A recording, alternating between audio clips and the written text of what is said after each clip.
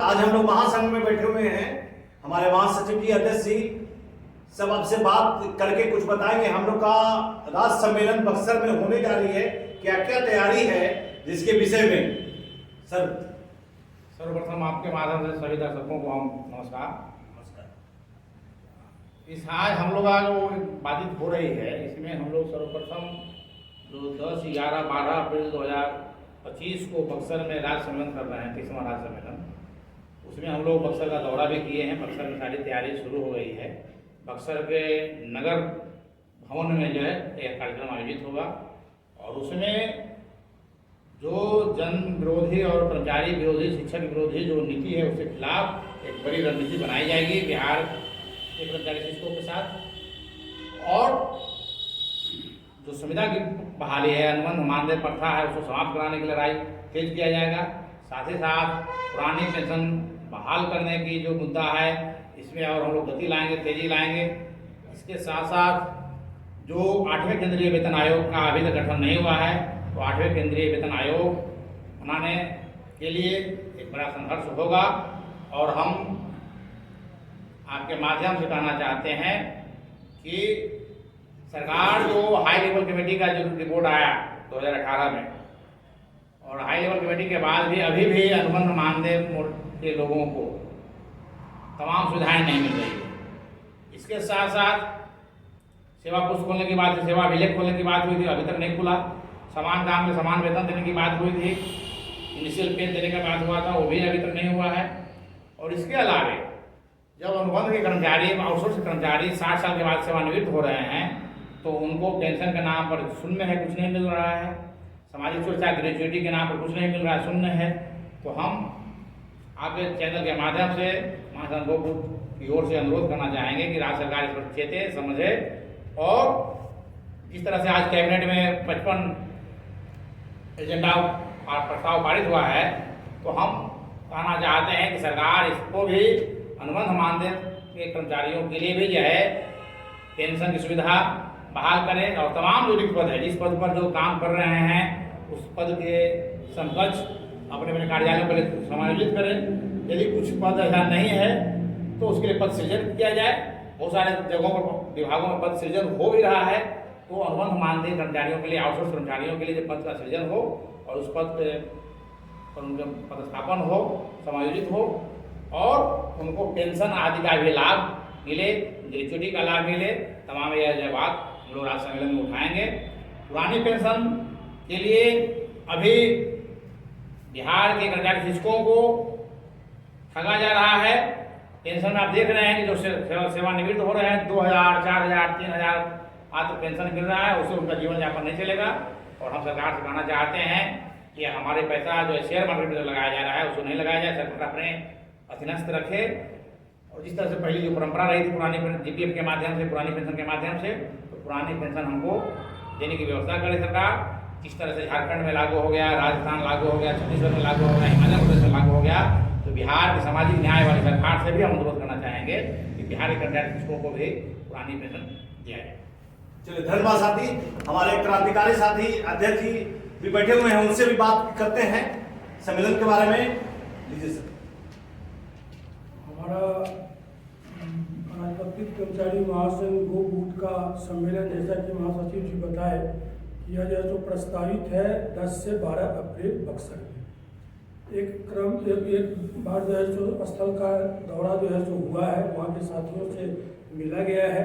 और सरकार के ये जो कर्मचारी विरोधी, मजदूर विरोधी जो नीति है, इस पर जो है जो कर्मचारी गोलबंद हो रहे हैं। और इस पर एक चर्चा जो है सो बक्सर में भी हुई है।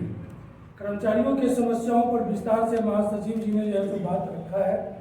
यह जो है सो आवश्यक भी है, खास करके हमारा इस बार जो महासंघ का सम्मेलन है, और उसमें मुख्य रूप से जो एजेंडा है वह है कि सरकार 8वां वेतन आयोग को लागू करे। 8वां वेतन आयोग के लिए जो है तो सिफारिश के लिए जो है तो वो निर्णय ले। इसके साथ ही पुरानी पेंशन, जो हमारा बुढ़ापे का सहारा है, हमारा हक है, वह निश्चित रूप से पुरानी पेंशन को लागू करे। कई राज्यों में ये जो पुरानी पेंशन लागू हुई है, हमारा स्पष्ट मानना है कि जब हम अपने 40 वर्ष, 30 वर्ष, 35 वर्ष की सेवा करके जवानी से बुढ़ापे तक सरकार के कार्य में, लोकहित में अपने जीवन को खपा देते हैं। और जब हमें बुढ़ापे में सहारे की जरूरत होती है, हमारे सहारे की लाठी जो पेंशन है, यह जो सरकार इससे मुकर रही है, इससे पीछे हट रही है, यह महासंघ बर्दाश्त नहीं करेगा। और इस पर जो है सो बहुत बड़ी लड़ाई का भी जो है तो हम निर्णय ले सकते हैं, बड़ा आंदोलन खड़ा कर सकते हैं। दूसरी बात कि डीए जैसे बढ़ता है, तो डीए के साथ जो 50% डीए का वेतन में मर्ज हो जाना चाहिए, या 7th पे कमीशन का रिपोर्ट भी है, वह भी सरकार जो है सो न केंद्र की सरकार अभी तक की है, न राज्य सरकार इस पर कोई विचार रखती है। तो हम इस मांग पर भी जो है सो अपना आंदोलन करेंगे, इस मांग पत्र को लाएंगे। इसके अलावे और विभिन्न विभागों में विभिन्न तरह की समस्याएं सरकार के द्वारा पैदा कर दी गई है। जैसे कि सेवा संहिता में जो अलग हट करके कहीं भी मानदेय, संविदा पर, ये ठेका पर था, इन सब पर कर्मचारियों को रखने का, आउटसोर्स की बात नहीं थी। लेकिन नए नए तरीके से जो है सो ये कर्मचारियों को रखा गया। इस पर महासंघ के द्वारा बहुत विरोध होने पर अब इक्का दुक्का किसी विभाग में तकनीकी पदों पर या सामान्य पदों पर सरकार जो है सो एक स्वांग रच रही है कि नियुक्ति कर रहे हैं, लोगों को नियमित कर रहे हैं, वह बहुत ही अल्प मात्रा में हो रहा है। हमारा महासंघ से स्तर से स्पष्ट सरकार को यह संदेश है कि जो लोग काम कर रहे हैं, उनके काम के अनुभव पर ही 10 वर्ष 15 वर्ष से लगातार विभागों का काम चल रहा है। तो अब उसके लिए परीक्षा का ढकोसला क्या करना है? जब वो सक्षम है, सक्षम रह करके वो अपने पद के कर्तव्य और दायित्व का निर्वहन कर रहे हैं, तो यही तो उनकी परीक्षा है कि वो सारा काम निपटा रहे हैं। फिर अलग से परीक्षा के नाम पर जो कर्मचारी काम कर रहे हैं, उनको जो है जो बाहर का रास्ता दिखाना और बिचौलिए के माध्यम से नए लोगों को अंदर जो है जो प्रवेश कराने का जो सरकार का साजिश है, इसको जो है सो सरकार खत्म करे। और जो लोग संविदा आउटसोर्स मांगते और काम है, इसको जो है सो सरकार खत्म करे।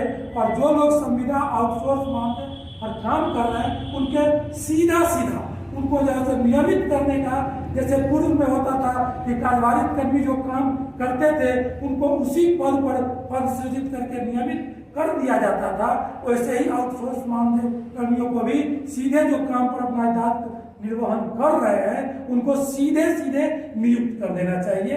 और जिस स्थिति से वो काम कर रहे हैं, उस स्थिति से उनको सेवा का लाभ देना चाहिए। ऐसा हो रहा है कि अभी परीक्षा के नाम पर और सेवा सत्यापन के नाम पर अन्य मांगों पर वो नए फ्रेश रूप में, जैसे शिक्षकों को ही देख लीजिए, शिक्षकों को एक सक्षमता परीक्षा के नाम पर परीक्षा लिया गया और उनको नियुक्ति पत्र दिया जा रहा है। मतलब वो पीछे जो 10 वर्ष 12 वर्ष 11 वर्ष 15 वर्ष जो भी काम किए, उस सेवा की कोई चर्चा ही नहीं है। कार्य विभागों में कन्या अभियंताओं की नियुक्ति हो रही है, उनके साथ भी वही हाल है। 2011-2012 से वो लगातार काम कर रहे हैं और कुशलतापूर्वक काम कर रहे हैं, लेकिन उनको भी जो है तो आज नए सिरे से सुप्रीम कोर्ट के आदेश के बाद सरकार जो तकनीकी आयोग में जांच वगैरह चल रहा था, लास्ट में सुप्रीम कोर्ट के आदेश के बाद वह नियुक्ति कर भी रही है, तो नियुक्ति नए सिरे से कर रही है। उनके 10-11-12 साल की सेवा का क्या होगा, इस पर जो है तो सवाल उठना चाहिए। और इन सब सवालों को एकत्रित करके, केंद्रित करके हम जो है तो अपने सम्मेलन में इन सब मांगों को पारित करेंगे और आगे जो है तो सरकार अगर नहीं चेतती है तो उस पर आंदोलन का निर्णय लेंगे। धन्यवाद साथी, बहुत अच्छा बात बताए हैं हम लोग के विषय बारे में अध्यक्ष जी। अब एक युवा क्रांतिकारी साथी मनोज कुमार यादव जी जो जिला सचिव जी है, वो कुछ अपना बात रखेंगे साथी। जैसा कि अभी बताया गया है हमारे महासचिव और अध्यक्ष महोदय के द्वारा कि हम लोग का महासंघ गोपगुट का राज्य सम्मेलन होना है 10, 11 और 12 अप्रैल को बक्सर में। इस बार हम लोग तय किए हैं कि बक्सर में ये सम्मेलन होगा। तो प्रमुख मुद्दे हमारे हैं, जैसे कि सर लोग बता रहे थे कि पुरानी पेंशन का मांग है, ये हमारी वर्षों से लड़ाई चल रही है। इसका एक प्रमुख मुद्दा बनने जा रहा है 8वें वेतन आयोग, 8वें केंद्रीय वेतन आयोग की। जैसा कि आप लोग जान रहे हैं कि 1/1/2016 से 7वां वेतन आयोग केंद्र सरकार लागू की है। अब 1 साल से भी कम समय रह गया है उस वेतन पुनरीक्षण को होने को, और अभी तक केंद्रीय सरकार की तरफ से ना तो कोई कमेटी गठित की गई है इस संबंध में, ना उसका आयोग का गठन किया गया है। क्योंकि जब आयोग का जो अनुशंसा होता है वेतन आयोगों का, उसी अनुशंसा के आधार पर केंद्र सरकार उसको लागू करती है और केंद्र सरकार के लागू करने के पश्चात राज्य सरकारें लगभग हूबहू या कुछ थोड़े बहुत फेरबदल के साथ उसको अपने यहाँ लागू करती है। लेकिन अभी तक न तो आयोग का गठन हुआ है और न सरकार का इस बारे में कोई स्पष्ट दिशा निर्देश है कि आखिर 1 जनवरी 2026 से वेतन पुनरीक्षण की स्थिति क्या होगी, वेतन संरचना क्या होगी। तो इतने कम समय में कर्मचारी काफी अंधेरे में है, संशय की स्थिति बनी हुई है, सरकार कुछ स्पष्ट कर नहीं रही है। तो इस पर भी एक बड़ा मुद्दा बनने जा रहा है। साथ ही साथ जो अनुबंध मानदेय के कर्मी हैं वो लगातार बिहार में एक मुद्दा रहा है कि धीरे धीरे लोग नियमित जितनी भी नियुक्तियां हैं उनको अनुबंध मानदेय आधारित कर रही है सरकार और एक तरह से श्रम का शोषण हो रहा है। जैसे कि अभी एक हाल फिलहाल का एक उदाहरण ले लीजिए, लगभग 1 महीने पहले स्वास्थ्य विभाग में विभिन्न विभागों विभिन्न तरह के भर्तियों के लिए भेजी गई रिक्तियां जिनका भी विज्ञापन भी जारी नहीं हुआ है, 1 महीना पहले भेजा गया है। लेकिन अभी सरकार एक जितने भी पीएचसी हैं सीएचसी हैं उनको पीपीपी बोर्ड में चलाने का एक योजना एक अभी आदेश निकला हाल फिलहाल में कि उसको पीपीपी बोर्ड में हम लोग कैसे चला सकते हैं। तो जैसा कि आप लोग जान रहे हैं कि आप देख रहे हैं कोरोना काल में स्वास्थ्य विभाग का जो निजी वाला व्यवस्था था उसी क्या कहानी रही है। तो कहीं ना कहीं सरकार का जो सबसे मेन मुद्दा है शिक्षा का, स्वास्थ्य का, अब स्वास्थ्य को भी धीरे धीरे निजीकरण की ओर लेके जाया जा रहा है जो कि आम जनता के लिए, सरकारी कर्मचारी के लिए तो है ही, आम जनता के लिए भी ये अच्छी चीज नहीं है और पूर्व का इतिहास को देखते हुए। तो साथ ही इन्हीं सब मुख्य मुद्दों के साथ हम लोग का सम्मेलन होने जा रहा है। आप सभी इसमें विभिन्न तरीकों से सहयोग कर सकते हैं, शामिल हो सकते हैं। आप सभी को इसके लिए अभी से एक तरह का निमंत्रण पत्र समझ लीजिए कि हम लोग आमंत्रित कर रहे हैं कि इसकी तैयारी के लिए लगे और इसमें सहयोग करें। धन्यवाद। चलिए,